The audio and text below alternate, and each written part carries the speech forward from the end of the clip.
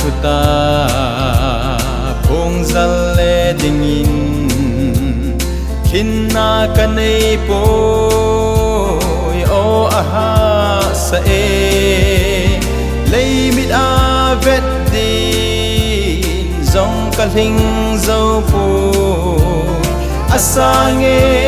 pakai nei ko na hi o kahena le ka go sum changi naman nom po le o pakai kakithane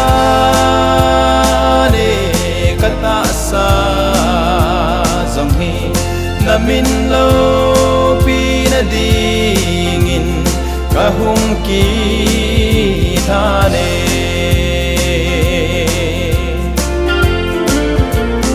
pakai nei puidan ho hi asange nei puina tong lam hin sem tha zingo nang mamin theng bo hi lo pi zing hen kala u va le chung nung pen hung hi ka het na le ka go sum chang hi naman nom po le o pakai ka kilhane kata sa zong hi namin lo pinadingin kahung kitane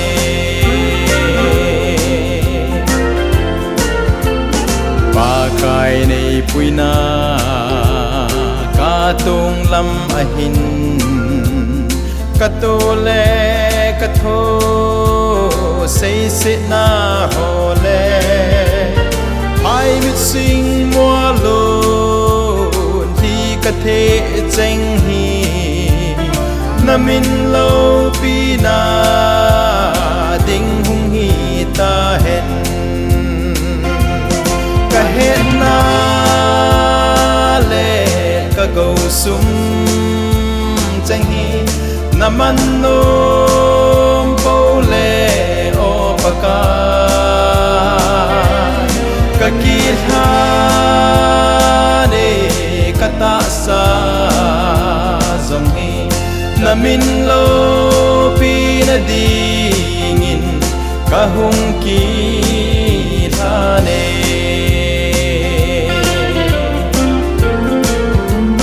lei sit mi te hon ei pam pai zong le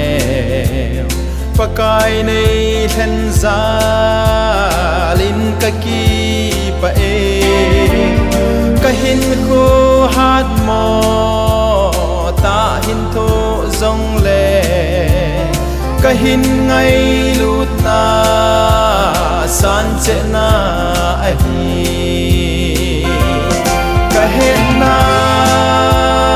le ka go sum chang hi naman nom po le o pakai ka kilhane kata sa zong hi namin lo pinadingin kahung kitane namin lo pinadingin kahung kitane